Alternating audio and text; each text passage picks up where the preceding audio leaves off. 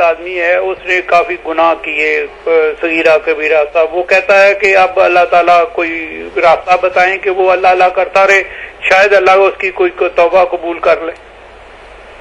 یہی تو میرے بھائی پڑھنے کے لیے بتائیں۔ ہاں، آپ نے بہت اچھی بات پوچھی۔ ہم میں سے کون ایسا نہیں جس نے اپنی عمر برباد کی، اور اب جب یہ پتہ چلا کہ خدا کی بارگاہ میں تو پیش ہونا، یہ دنیا چھوڑنی ہے، تو پاؤں تلے سے زمین نکل گئی کہ کیا بنے گا، وہاں نہ کوئی حمایتی ہوگا نہ چھڑانے والا۔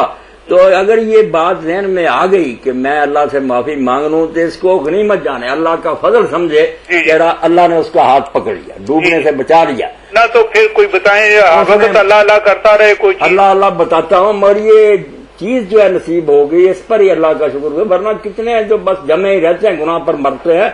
یہ بھی اگر آ گیا خیال میں کہ میں لوٹنا چاہیے۔ جب ایک بوڑھا رسول کریم علیہ السلام کی خدمت میں آیا اور اس نے کہا کہ اللہ کے رسول، کفر کے زمانے میں گناہ جو کیے، کہنے لگا کوئی چھوٹا موٹا گناہ ایسا نہیں دنیا میں جو میں نے نہیں کیا۔ اب بال ہو گئے سفید، آپ آئے اللہ کے رسول بن کر، آپ کی باتیں سن کر میں گیا ہوں کہاں، اب اللہ مجھے معاف کرے گا؟ تو رسول کریم علیہ السلام نے فرمایا کیا تو اس کی گواہی دیتا کہ اللہ کا کوئی شریک نہیں اور میں اس کا رسول ہوں؟ اس نے کہا ہاں یہ تو میں نے کلمہ پڑھ لیا۔ تو آپ نے فرمایا تو بے فکر ہو جا، صرف وہ گناہ بخشے نہیں گئے، ان کی بجائے اللہ نے کاٹ کر نیکیاں لکھ لی۔ تو وہ اللہ اکبر کہتا جنگل کی طرف نکل گیا، نعرے مارے اس نے کہ میرا رب اتنے حوصلے والا۔ تو اس لیے آپ فکر نہ کریں، یہ واپس لوٹنے کی کوشش کریں، توبہ کریں۔ اس کے لیے یہی ہے کہ اللہ کے رسول علیہ السلام پاک ہوتے ہوئے بھی 70 مرتبہ 100 مرتبہ استغفر اللہ کہتے رہتے۔ ہم کون؟ ہمیں تو چاہیے دہراتے ہی رہے، استغفار کرتے رہیں، معافیاں مانگتے رہیں، اور ساتھ یہی کہتے رہیں کہ اللہ ہم اب جتنا جی چاہے زور لگائیں، جو کمی ہوگی پوری نہیں ہو سکتی، تیرا فضل اور کرم ہی ہاتھ پکڑے گا۔ اس سلسلہ میں جو بات حضرت مولانا اشرف علی تھانوی رحمۃ اللہ نے بیان فرمائی نا، جو نمازیں بھی پہلے سے پڑھ رہے ہیں، روزے، سب کو سوچنا چاہیے کیا ہے ہمارے عمل۔ یہ گناہ گاروں کی بات تو الگ ہے، یہ جو سمجھتے ہیں ہمارے پاس بڑیاں نیکیاں، وہ کہتے ہیں کہ ایک آدمی کے پاس کوئی شخص مہمان ٹھہرا، تو اللہ کے ولی تھے، نیک آدمی تھے جن کے پاس ٹھہرا، رات کے وقت تہجد پڑھتے تھے، کئی دن یہ ٹھہرا، تو رات کے وقت یہ دیکھتا ہے کہ جب وہ نفل پڑھتا ہے تو صبح ہونے کے قریب آواز آتی ہے کہ قبول نہیں، جو کچھ تو نے کیا قبول نہیں ہے۔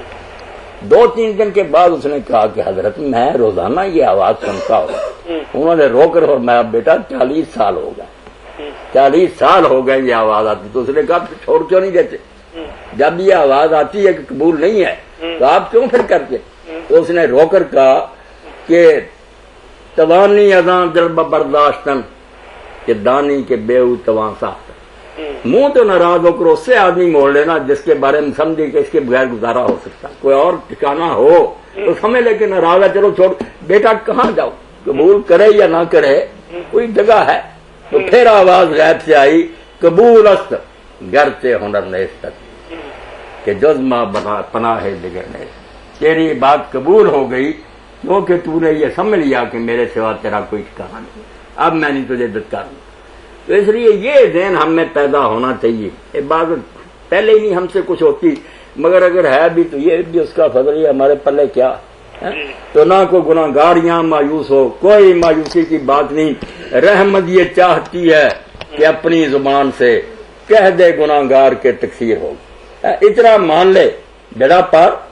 جو مانتے نہیں جمے رہتے ہیں یاشیوں میں، یہ بدقسمت ہیں، ورنہ کسی موقع پر آدم علیہ السلام کے بارے میں ائمہ طاہرین نے یہ روایت بیان فرمائی، اہل بیت نے، کہ آدم علیہ السلام سے جب وہ لغزش ہو گئی اور اللہ نے معاف کر دیا، آدم علیہ السلام نے کہا اللہ میں بھی غلطی کرتا ہوں، میری اولاد بھی کرے گی تو کیا ہوگا پھر؟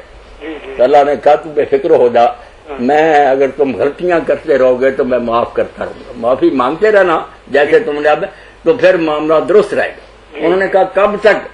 فرمایا جب تک جان گلے میں نہیں آتی اس وقت تک بھی تم معافی مانگ لو گے، میں سارے دفتر پر لکیر پھیر دوں۔ اس کے بعد بھی کوئی بد نصیب نہیں فائدہ اٹھاتا، پھر کیا کیا جائے؟ اللہ تعالیٰ کی رحمت نے تو چارہ کیا تھا کہ اس کو بخش دے، وہ نہیں چاہتا بخش۔ تو آپ بے فکر ہو جائیں، گناہ کی کوئی پرواہ نہ کریں، ہمارے گناہ جو ہے نا اللہ کی رحمت کے سمندر میں کچھ بھی نہیں ہے۔ مہربانی جی، مہربانی، بہت بہت شکریہ۔ اللہ فضل فرمائے۔